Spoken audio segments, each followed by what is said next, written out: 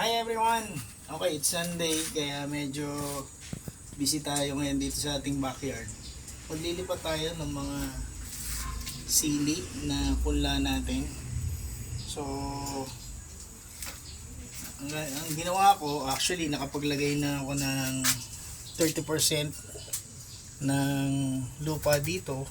Tapos nilagyan ko na rin ng 30% na compost, and then para medyo tipid, 40% lang ilalagay natin itong ating loam soil, no? May loam soil kasi ako nabili sa Bulacan, so yun yung gagawin natin, and then ililipat na natin yung ating tanim.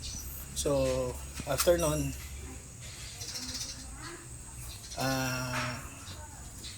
didiligan na natin, and then iligay natin siya sa may araw. Okay, ang idea is makuha natin siya at least ng buo. Yan, no? So para pag nilagay mo siya uli dito o nilipat mo siya, wala na masyadong movement doon sa mga roots. Kasi yun yung isang napansin ko bilang newbie lang din na farmer, dapat yung halaman hindi siya masyado nagagalaw yung ugat, no? So yan, we will see after a few days. Saka tayo siguro kasi bababa pa yung lupa niyan ma-compress pa. So titignan natin kung okay na yung lupa na yan or saka tayo magdadagdag. Actually puno na yan pero medyo bughag yan sa ilalim. Okay, so ganon, isang tip sa paglilipat. At least kuhanin natin siya ng buo. Tulad nito, kunin nyo lang siya ng buo. Yan. So kunin lang siya sa ilalim, no? Kung kaya. Kunin yung ugat para walang masyadong sugat. Ayan, nakuha siya ng buo, di ba? So saan natin siya ita-transfer dito. So para mas madali yung kanyang kung makukuha niyo yung lupa na pinagtaniman niya, mas mabuti. Pero kung hindi naman, kaya nga napakaganda rin na yung pagtataniman nyo katulad nito. Ito meron siyang coco pit sa ibabaw para mas madali nyo siyang ilipat if ever na gusto nyo siya ilipat sa medyo mas malaki at maging tag-iisa na sila, no?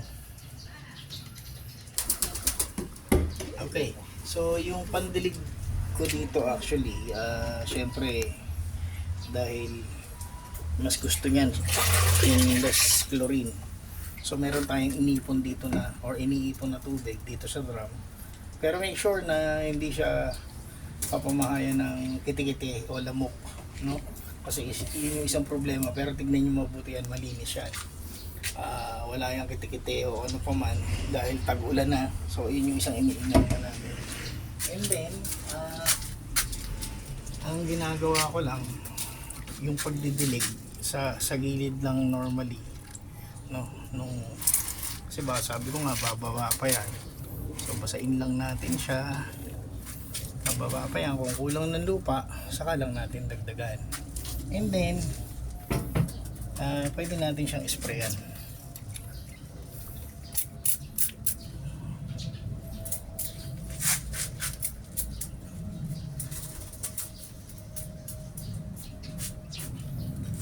So pwede natin siyang sprayan, at pag nadiligan nyo na with that ample amount of water dun sa normally yung iba gusto palabasin dun sa mga butas, pero dahil basaan naman yung lupa ko, siguro hindi na natin masyado kakadiligan.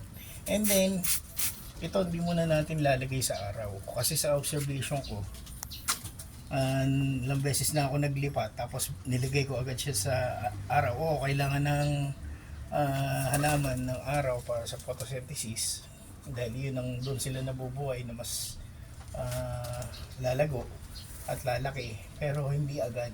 Pag abrupt kasi, lagay mo agad yan sa araw, for sure, ilang minuto lang yan dahil nagalaw yung roots niyan, sigurado deads. So we hope na magiging maayos to for the next following days. At we'll see you then. Happy Sunday.